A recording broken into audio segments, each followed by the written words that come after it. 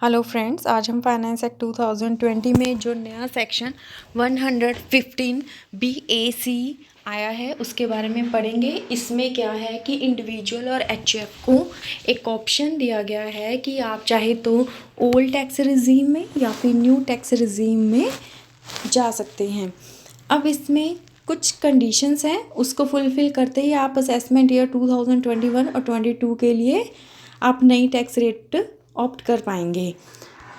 इसमें new tax rate में क्या है कि up to slab rate define की हुई हैं। अप टू 2,50,000 नील रेट, 2,50,001 से लेके 5 लाख की इनकम पर टैक्स लगेगा 5% से, और 5,01,000 से लेकर 7,50,000 तक की इनकम पर 10% से, 7,50,001 रुपये से लेकर 10 लाख तक 15%, 10,01,000 से लेकर 12,50,000 तक 20%, 12,50,000 1 से लेकर 15 लाख तक 25%, और अबव 15 लाख अगर रह गया कुछ तो वो 13% से टैक्स हो जाएगा। और ओल्ड में क्या था, अप टू 2,50,000 सेम नील था, 2,50,000 से 5 लाख 5% ही था, बट 5 लाख से लेकर 10 लाख तक हमारी टैक्स रेट थी 20% और अबव 10 थी 30%।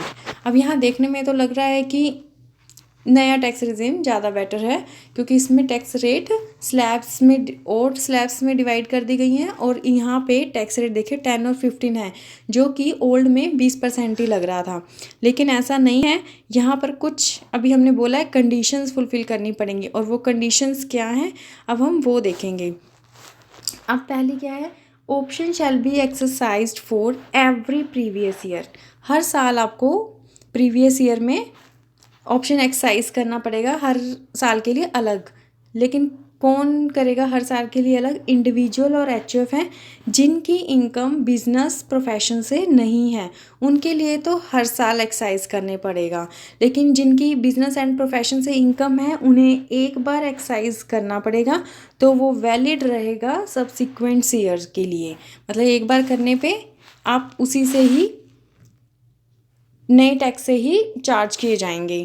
अब उसके बाद हम देखते हैं कि option shall become invalid for the previous years और previous years as the case may be if individual और HF fail to satisfy the condition. अगर कोई कंडीशन या प्रोविज़न एक्ट का आपने कंप्लाई नहीं किया तो आप इस ऑप्शन के लिए इनवैलिड बन जाएंगे। उसके बाद the condition for concessional rate, जो कंसेशनल रेट है, shall be that total income of the individual is computed। जो इंडिविजुअल और HF की इनकम कंप्यूट की जाएगी, वो कैसे कंप्यूट की जाएगी अब ये बताया गया है। विदाउट एनी एग्जाम्पशन और डिडक्शन, आपकी कई एग्जाम्पशन डिडक्शन आपसे छीन ली जाएंगी।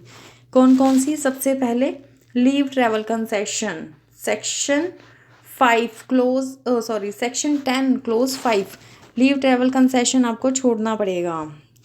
हाउस रेंट अलाउंस की जो डिडक्शन आपको मिलती थी वो आपको छोड़नी पड़ेगी।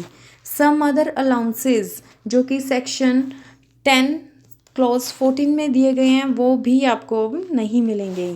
अलाउंसेस जो MP और MLAs को एग्जाम थे वो भी अब एग्जाम्ड नहीं होंगे, क्योंकि आपसे अब कई एग्जाम्शन और डिडक्शंस ले ली गई है। Allowances for the income of minor as contain in clause 32 of section 10, तो वो भी आपसे ले लिया गया। मतलब अब आपको उसमें एग्जाम्शन नहीं मिलेगी। जो माइनर की टोटल इनकम होगी वही आपको अपनी इनकम में इंक्लूड करनी पड़ेगी। उसके बाद एग्जाम्शन जो SCZ को मिलती थी 10AA में वो छोड़नी पड़ेगी। Standard deduction for entertainment allowances in professional tax under section 16, जो आपको 50,000 की स्टैंडर्ड डिडक्शन अब मिलती है वो आपको छोड़नी पड़ेगी, वो भी नहीं मिलेगी। इसके अलावा ना प्रोफेशनल टैक्स की छूट मिलेगी, ना ही एंटरटेनमेंट अलाउंसेस की। तो ये सारी डिडक्शंस आपको छोड़नी पड़ेंगी, मतलब आपको इनका बेनिफिट अब नहीं मिलेगा। इसके अलावा जो आप 24 में अपनी सेल्फ ऑक्यूपाइड प्रॉपर्टी पर और वैकेंट प्रॉपर्टी पर इंटरेस्ट का जो लॉस बन जाता था उस प्रॉपर्टी की इनकम में, वो भी अब आपको नहीं मिलेगा। तो वहाँ पर आपको 2 लाख तक का इंटरेस्ट आपको छूट मिल जाती थी। लॉस आप दूसरी इनकम के अगेंस्ट सेट ऑफ कर सकते थे, वो भी आपके हाथ से चली गई।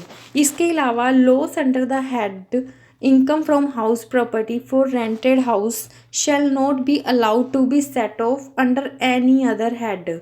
मतलब लॉस जो आपका आ जाता था रेंटेड अकोमोडेशंस पे, मतलब इंटरेस्ट के कारण लगाओ, shall not be allowed to be set off under any other head, मतलब कि आपको हाउस प्रॉपर्टी की इनकम से ही सेट ऑफ करना अलाउड होगा, अदरवाइज नहीं।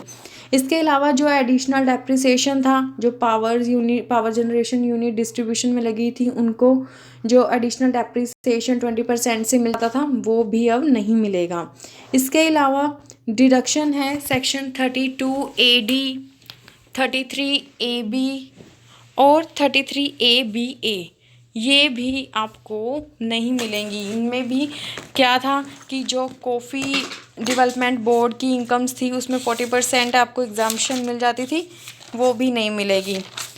और साइट रिस्टोरेशन फंड्स की डिडक्शन थी वो भी आपसे ले ली जाएगी। इसके अलावा वेरियस डिडक्शन फॉर द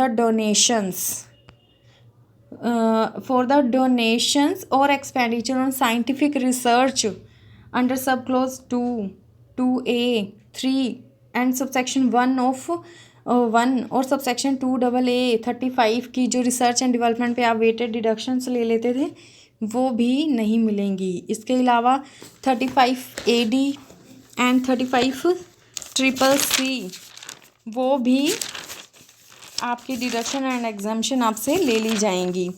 इसके अलावा और देखें deduction from the family pension under clause 2A of section 57, इसमें क्या था, इसमें आपको 15,000 की डिडक्शन या फिर 1/3 ऑफ पेंशन जो भी इनमें से लोअर होता था उसकी आपको एग्जाम्पशन मिलती थी, लेकिन अब वो एग्जाम्पशन भी आपको नहीं मिलने वाली।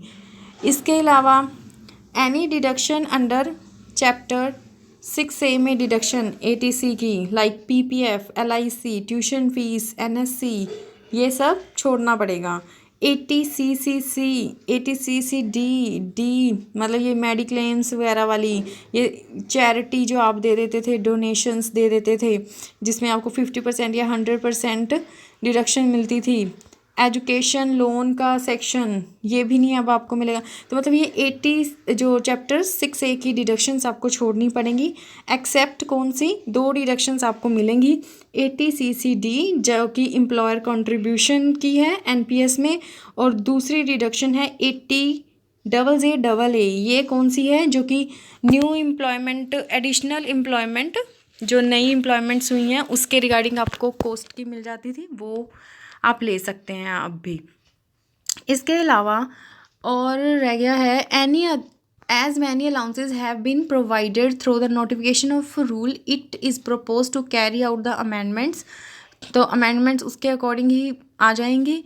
अब यहाँ पे जो हमने अभी पढ़ा था कि 10-14 के अंदर जो अलाउंसेज हैं वो आपको नहीं मिलेंगे, लेकिन वहाँ लिखा हुआ है सर्टेन अलाउंसेज, बट कुछ अलाउंसेज आपको मिलेंगे। वो कौन कौन से हैं, वो हैं एक तो transportation allowances granted to divyangs to meet the expenditure for the purpose of commuting between place of residence and place of duty, तो दिव्यांग के लिए जो ट्रांसपोर्ट अलाउंसेस मिलता है residence to place of duty तक का, वो आपको अलाउड हो जाएगा। कन्वेंस अलाउंसेस ये भी आपको किस लिए है, ड्यूटीज़ के लिए, पर्पज़ के लिए, वो भी अलाउडेड है। उसके अलावा any allowances granted to meet the cost of travel on tour and transfer, ये भी अलाउड है। Daily allowances to meet the ordinary daily charges incurred by an employee on account of absence from his normal place of duty, अगर कहीं और गया हुआ है लेकिन उसकी ड्यूटी का ही काम चल रहा है तो वो वाले अलाउंसेस भी आपको डिडक्शन अलाउड है। उसके अलावा हम देखते हैं जो बीवरेजेस वाउचर्स मिलते थे वो भी आपसे अब ले लिए गए हैं। Remove the exemption in respect of free food and beverages through the voucher provided to employee being the person exercising the option under the propose section, तो जिसने ये ऑप्शन लिया उसके लिए ये भी ख़त्म हो जाएगा। उसके अलावा सेकंड कंडीशन और क्या गई है, without set of any loss, ये वाला लॉस आपको अब सेट ऑफ नहीं अलाउड होगा। कैरी फॉरवर्ड लॉस और depreciation from any earlier assessment year if such loss or depreciation is attributable to any of the deduction referred to under a above। मतलब जो भी हमने डिडक्शंस पढ़ी लाइक 35 AD नहीं मिलने का या और भी सी 35C वो नहीं मिलेंगी, तो उन डिडक्शंस से रिलेटेड अगर आपका कोई भी कैरी फॉरवर्ड लॉस या डेप्रिसिएशन रह गया तो अब उसका आप सेट ऑफ नहीं कर पाएंगे। इसके अलावा under the head house property with any other head of income, house property जैसे हमने पढ़ा कि जो लॉस है वो आपको हाउस प्रॉपर्टी की इनकम से ही सेट ऑफ करना पड़ेगा, किसी और हेड से आप अब नहीं कर पाएंगे।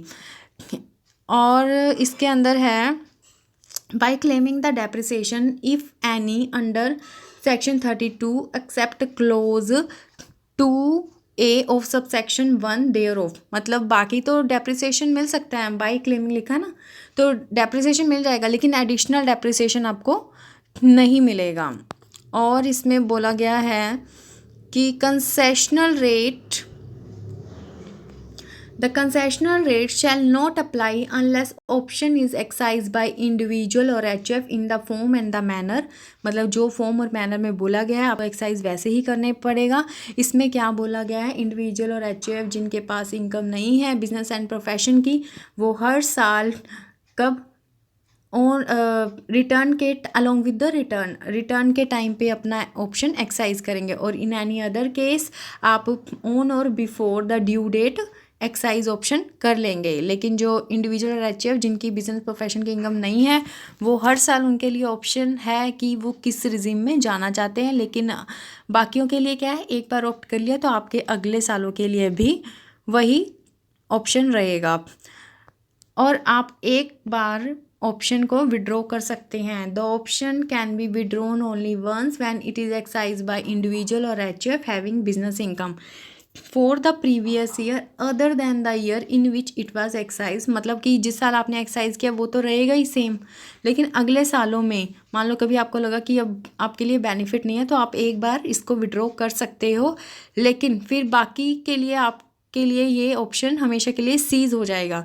द इंडिविजुअल और HF shall never be eligible to exercise the option under this section except where such individual और HF cease to have any business income. मतलब वैसे तो आपके लिए ऑप्शन बंद हो जाएगा अगर एक बार विड्रॉ कर लिया, लेकिन आपकी बिजनेस इनकम ही बंद हो गई तब आपके लिए दोबारा से नॉर्मल प्रोविज़न में अब आप आ जाओगे कि मतलब आप हर साल अपना ऑप्शन एक्साइज कर सकते हो इनकम टैक्स फाइलिंग के टाइम पर। उसके बाद it is a further propose to amend section 115 JC of act so as to provide that the provision relating to AMT shall not apply to such individual और HF having the business income. और जो AMT का था alternate minimum tax का जो provision था वो जिनकी इनकम बिजनेस की है इंडिविजुअल और HF उन पे अप्लाई नहीं होगा जिसने इस ऑप्शन को ऑप्ट कर लिया, ना ही जो आपका क्रेडिट है वो आपको यूटिलाइज करने दिया जाएगा आगे से। ठीक है, तो that's enough for the section. In case any query you can write in the comment section. One more thing, we can do the example here